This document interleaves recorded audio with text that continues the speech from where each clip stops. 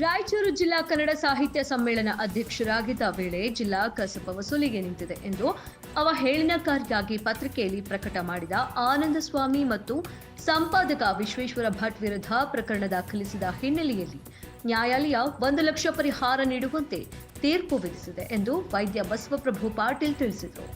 ರಾಯಚೂರು ಜಿಲ್ಲೆಯ ಮಾನ್ವಿ ಪಟ್ಟಣದಲ್ಲಿ ವಕೀಲ ವೀರನಗೌಡ ನೇತೃತ್ವದಲ್ಲಿ ಸುದ್ದಿಗೋಷ್ಠಿಯಲ್ಲಿ ಮಾತನಾಡಿ, ಮಾನ್ವಿ ತಾಲೂಕಿನ ಪೋತ್ನಾಳ್ ಗ್ರಾಮದಲ್ಲಿ ಎಲ್ಲರ ಸಹಕಾರದಿಂದ ಜಿಲ್ಲಾ ಕನ್ನಡ ಸಾಹಿತ್ಯ ಸಮ್ಮೇಳನ ಕಾರ್ಯಕ್ರಮವನ್ನ 7 ವರ್ಷದ ಹಿಂದೆ ನಾನು ಜಿಲ್ಲಾಧ್ಯಕ್ಷನಾಗಿದ್ದ ವೇಳೆ ಹಮ್ಮಿಕೊಳ್ಳಲಾಗಿತ್ತು.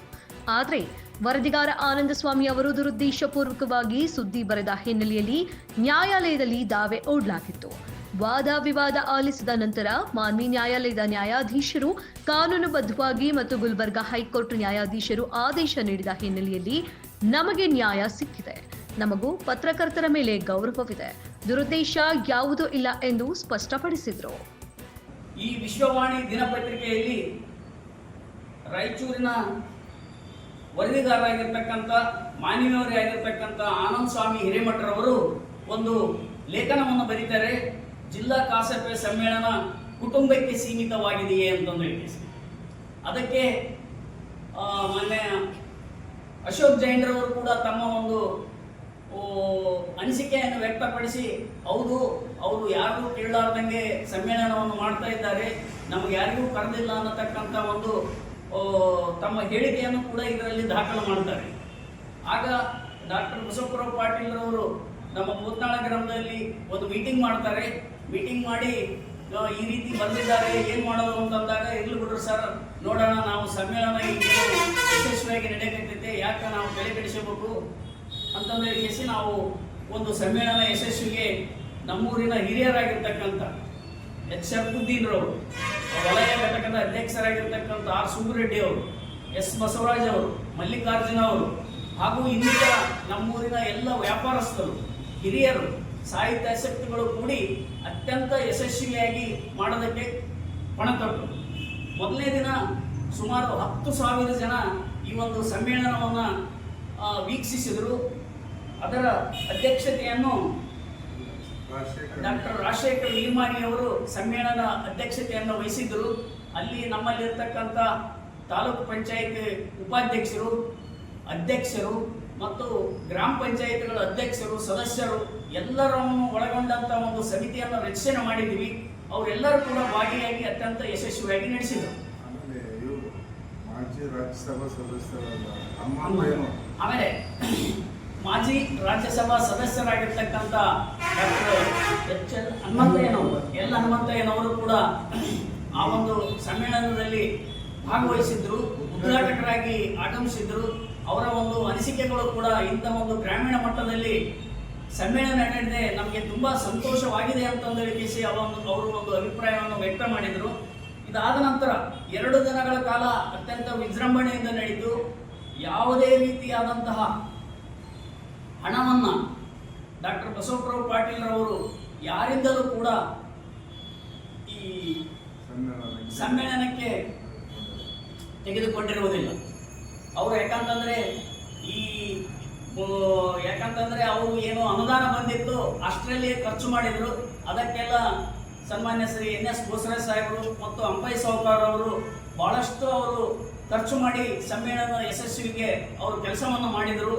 ಆ ರೀತಿಯಾಗಿ 2 ದಿನಗಳ ಕಾಲ ಅದ್ದೂರಿಯಾದಂಥ ಸಮ್ಮೇಳನ ಜರುಗಿತು. ಇದಾದ ನಂತರ ಪುನಃ ಮತ್ತೆ ಇವರು ದಿನಾಂಕ 3/3/2018 ಪುನಃ ವಿಶ್ವವಾಣಿ ಪತ್ರಿಕೆಯಲ್ಲಿ ಸುಲಿಗೆಗೆ ನಿಂತಿದೆ ಕನ್ನಡ ಸಾಹಿತ್ಯ ಪರಿಷತ್ತು ಅನ್ನುವಂಥ ಒಂದು ಶೀರ್ಷಿಕೆಯಲ್ಲಿ ಪುನಃ ಬರೆದರು. ಇವರು ಬಹಳಷ್ಟು ಹಣವನ್ನು ವಂತಿಗೆ ಪಡೆದಿದ್ದಾರೆ, ಅದಕ್ಕೆ ಲೆಕ್ಕಪತ್ರ ಕೊಟ್ಟಿಲ್ಲ ಅಂತಂದೇಳಿ ಅವರು ಗಂಭೀರವಾದಂಥ ಆರೋಪವನ್ನು ಮಾಡಿದರು. ಅದಕ್ಕೆ ಅಶೋಕ್ ಜೈನ್ರು ಕೂಡ ಅವರು ಏನೈತಂದ್ರೆ ಇದಕ್ಕೆ ತಮ್ಮದೇ ಆದಂತಹ ಒಂದು ಅನಿಸಿಕೆಗಳನ್ನು ವ್ಯಕ್ತಪಡಿಸಿ ಅವರು ಕೂಡ ಈ ಸುಲಿಗೆಗೆ ನಿಂತಿದೆ ಅನ್ನತಕ್ಕಂಥ ಶಬ್ದಕ್ಕೆ ಅವರು ಜೋಡಣೆಯಾದರು. ಇದನ್ನು ಕೂಡ ತಿಳಿದಂತ ಡಾಕ್ಟರ್ ಬಸವಪ್ರಭು ಪಾಟೀಲ್ರವರು ಅವರು ಮುಂದೆ ಏನು ಮಾಡಬೇಕು, ಈ ರೀತಿಯಾಗಿ ನಮಗೆ ಗಂಭೀರವಾದಂಥ ಆರೋಪ ಮಾಡಿ ನನಗೆ ಮಾನಹಾನಿಯನ್ನು ಮಾಡಿದ್ದಾರೆ ಅನ್ನೋಂಥೇಳಿ ನಮ್ಮ ಹತ್ರ ಚರ್ಚೆ ಮಾಡಿದರು. ನಾವು ಅವಾಗ ಏನೋ ಅವರು ಗಂಭೀರ ಆರೋಪ ಮಾಡ್ಯಾರ, ನೋಟಿಸ್ ಕೊಡೋಣ ಅಂತಂದೇಳಿ ಕೇಸಿ ಈ ಒಂದು ಪತ್ರಿಕೆಯ ಸಂಪಾದಕರಾಗಿರ್ತಕ್ಕಂಥ ವಿಶ್ವೇಶ್ವರ ಭಟ್ ಅವರಿಗೆ ಮತ್ತು ಅದೇ ರೀತಿಯಾಗಿ ಆನಂದ್ ಸ್ವಾಮಿ ಹಿರೇಮಠ ಅವರಿಗೆ, ಆಮೇಲೆ ಅಶೋಕ್ ಜೈನ್ರವರಿಗೆ ನಾವು ಲೀಗಲ್ ನೋಟಿಸ್ ಅನ್ನು ಕೊಟ್ಟಿವಿ. ಕಾನೂನು ಪ್ರಕಾರ ಅವರು ಯಾವುದೇ ಉತ್ತರವನ್ನು ನಮಗೆ ಕೊಡಲಿಲ್ಲ. ಇದಾದ ನಂತರ ಮಾನವಿ ನ್ಯಾಯಾಲಯದಲ್ಲಿ ನಾವು 2018ರಲ್ಲಿ ಒಂದು ಪ್ರಕರಣವನ್ನು ದಾಖಲು ಮಾಡಿದ್ವಿ. ಮಾನ ನಷ್ಟ ಮೊಕದ್ದಮೆಯ ಪ್ರಕರಣ PC ನಂಬರ್ 12/2018 ಅಂತಂದು ಹೇಳಿ. ಈ ಒಂದು ಪ್ರಕರಣ ದಾಖಲು ಮಾಡಿದ ನಂತರ ಮಾನ್ಯ ನ್ಯಾಯಾಲಯದಲ್ಲಿ ಡಾಕ್ಟರ್ ಬಸವಪುರ ಪಾಟೀಲ್ ರವರು, ಅದೇ ರೀತಿಯಾಗಿ ನಮ್ಮ ವಲಯ ಘಟಕದ ಅಧ್ಯಕ್ಷರಾಗಿರ್ತಕ್ಕಂಥ R ಸುಬ್ಬರೆಡ್ಡಿ ಅವರು ಮತ್ತು ಭೀಮನಗೌಡ ಇಟಿಗಿ ಅವರು ಸಾಕ್ಷ್ಯವನ್ನು ನುಡಿದ ನಂತರ ಆ ಸಾಕ್ಷ್ಯವನ್ನು ಗಮನಿಸಿದಂಥ ನ್ಯಾಯಾಲಯ, ಪರಿಶೀಲಿಸಿದಂಥ ನ್ಯಾಯಾಲಯ ಮೂವರಿಗೂ ಕೂಡ ಕಾಗ್ನಿಜೆನ್ಸ್ ಅನ್ನು ತೆಗೆದುಕೊಂಡು ಅವರಿಗೆ ನೋಟಿಸನ್ನು ಇಶ್ಯೂ ಮಾಡಿದ್ರು. ಅಂದರೆ ಏನಂತಂದು, ನಿಮ್ಮ ಮೇಲೆ ಗಂಭೀರವಾದಂಥ ಮಾನಹಾನಿ ಪ್ರಕರಣ ದಾಖಲಾಗಿದೆ, ನೀವು ನ್ಯಾಯಾಲಯಕ್ಕೆ ಬಂದ ಕೇಸಿ ಏನು ಬೇಲ್ ತೆಗೆದುಕೊಂಡು ಅದಕ್ಕೆ ಉತ್ತರ ಕೊಡಬೇಕು ಅಂತಂದೇಳಿ ಕೇಸಿ ಅವರಿಗೆ ಸಮನ್ಸನ್ನು ಇಶ್ಯೂ ಮಾಡಿದ್ರು. ಸುಮಾರು 2 ವರ್ಷಗಳ ಕಾಲ ಈ ಆನಂದ್ ಹಿರೇಮಠ ಆನಂದರವರು ಆಗಲಿ, ಆನಂದ್ ಸ್ವಾಮಿ ಅವರು ಆಗಲಿ ಅಥವಾ ಅಶೋಕ್ ಜೈನ್ರವರು ಆಗಲಿ ಬರಲಿಲ್ಲ. ತದನಂತರ 3 ಜನರಿಗೆ ಬಂಧನದ ವಾರೆಂಟ್ ಅನ್ನು ಹೊರಡಿಸಿದಾಗ ಆಗ ಅಶೋಕ್ ಜೈನ್ ಮತ್ತು ಆನಂದ್ ಸ್ವಾಮಿ ಅವರು ಬಂದು ಜಾಮೀನನ್ನು ಪಡೆದುಕೊಂಡರು.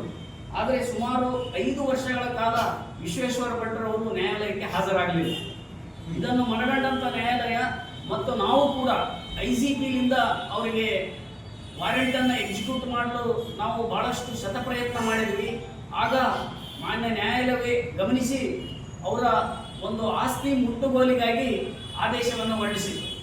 ಆಗ ಮಾನ್ಯ ಪೊಲೀಸರು ಅನಿವಾರ್ಯವಾಗಿ ಅವರ ಪ್ರೆಸ್ಸಿಗೆ ಹೋಗಿ ಈ ರೀತಿ ನೀವು ಮಾನ್ಯ ನ್ಯಾಯಾಲಯಕ್ಕೆ ಬಂದು ಜಾಮೀನು ಪಡೆದುಕೊಳ್ಳದಿದ್ದರೆ ನಿಮ್ಮ ಆಸ್ತಿಗಳನ್ನು ಮುಟ್ಟುಗೋಲು ಹಾಕುತ್ತೀವಿ ಅನ್ನತಕ್ಕಂಥ ಒಂದು ನೋಟಿಸನ್ನು ಅಂಟಿಸಿದಾಗ ಅವರು ಸೀದಾ ಏನು ಮಾಡಿದ್ರು, ಎಲ್ಲ ಕಾಪಿಗಳನ್ನು ತೆಗೆಸಿಕೊಂಡು ಹೈಕೋರ್ಟಿಗೆ ಹೋದರು.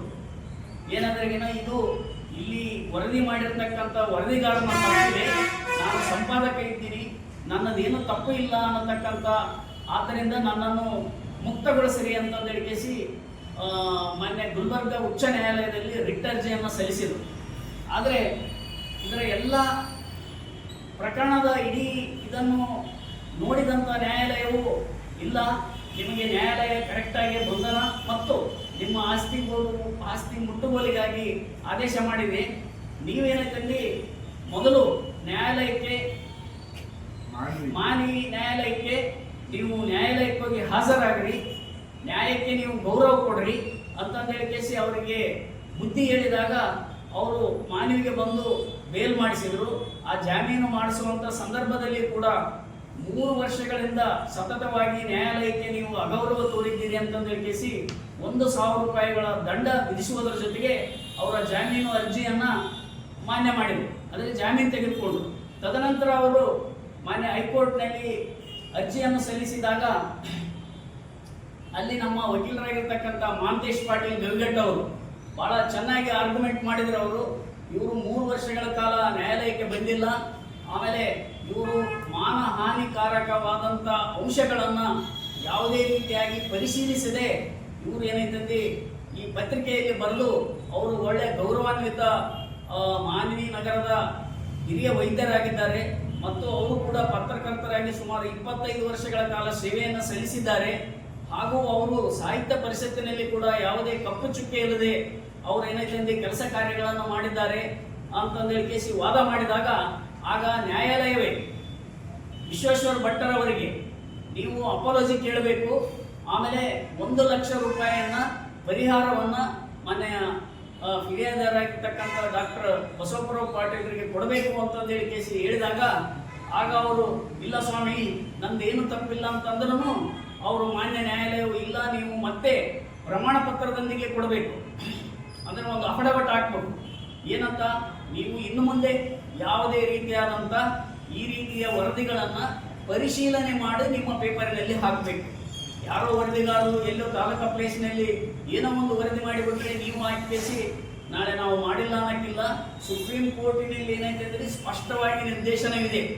ಯಾವುದೇ ಒಂದು ಪತ್ರಿಕೆಯಲ್ಲಿ ಇಲ್ಲಿ ಇರ್ತಕ್ಕಂಥ ವರದಿಗಾರರು ವರದಿಯನ್ನು ಮಾಡಿದರೆ ಅದರ ಸಂಪೂರ್ಣ ಜವಾಬ್ದಾರಿಯನ್ನು ಕೂಡ ಮಾನ್ಯ ಸಂಪಾದಕರು ಹೊರ್ತಾರ ಅಂತಂದೇಳಿ ಕೇಸಿ ಒಂದು ಸುಪ್ರೀಂ ಕೋರ್ಟ್ ಜಡ್ಜ್ಮೆಂಟ್ ಆಗಿದೆ. ಆ ಒಂದು ಜಡ್ಜ್ಮೆಂಟಿನ ಅಡಿಯಲ್ಲಿ ನೀವು 1 ಲಕ್ಷ ರೂಪಾಯಿ ಪರಿಹಾರ ಕೊಡಬೇಕು ಮತ್ತು ಅಪಾಲಜಿ ಲೆಟರ್ ಅಂದರೆ ಪ್ರಮಾಣ ಪತ್ರ ಸಲ್ಲಿಸಬೇಕು ಅಂತಂದಾಗ ಅವರು ಅನ್ಯ ದಾರಿ ಕಾಣದೆ ಮಾನ್ಯ ನ್ಯಾಯಾಲಯಕ್ಕೆ ನಾನು ಯಾವತ್ತೂ ಕೂಡ ಡಾಕ್ಟರ್ ಬಸವರಾವ್ ಪಾಟೀಲರ ವಿರುದ್ಧ ನನ್ನ ಪತ್ರಿಕೆಯಲ್ಲಿ ಬರೆಯುವುದಿಲ್ಲ ಮತ್ತು ಅವರ ಮಾನಹಾನಿಯನ್ನು ಮಾಡುವುದಿಲ್ಲ ಅಂತಂದೇಳಿ ಕೇಸಿ 1 ಲಕ್ಷ ರೂಪಾಯಿ ಚೆಕ್ಕಿನೊಂದಿಗೆ ಪ್ರಮಾಣ ಪತ್ರವನ್ನು ಸಲ್ಲಿಸಿದಾಗ ಮಾನ್ಯ ನ್ಯಾಯಾಲಯವೇನೈತಂದು ಅವಾಗ ಪ್ರಕರಣವನ್ನು ಮುಕ್ತಗೊಳಿಸಿತು. ಈ ರೀತಿಯಾಗಿ ಇಲ್ಲಿ ಇದರ ಉದ್ದೇಶ ಏನಂದ್ರಿಗಿನ ಈ ಪತ್ರಿಕಾ ರಂಗದಲ್ಲಿ ಅವರಿಗೂ ಕೂಡ ಏನೈತಂದು ಕೆಲವೊಂದು ಕಾರ್ಯಗಳು ಇದ್ದಾವೆ. ಯಾವ ರೀತಿ ನಾವು ಲೇಖನಗಳನ್ನು ಬರೀಬೇಕು, ಯಾವ ರೀತಿ ಪ್ರಕಟಿಸಬೇಕು ಅನ್ನತಕ್ಕಂಥದ್ದು ಕೂಡ ನಿಮ್ಮ ಒಂದು ಪತ್ರಿಕೆಗಳ ಒಂದು ಧರ್ಮ. ಯಾವ ರೀತಿ ಬರೀಬೇಕಂದ್ರೆ ಬರವಣಿಗೆಗಳು ಸ್ಪಷ್ಟವಾಗಿರಬೇಕು, ಜನಸಾಮಾನ್ಯರಿಗೆ ತಿಳಿಯುವಂತಿರಬೇಕು ಮತ್ತು ಅದೇ ರೀತಿಯಾಗಿ ನಿಜವಿರಬೇಕು.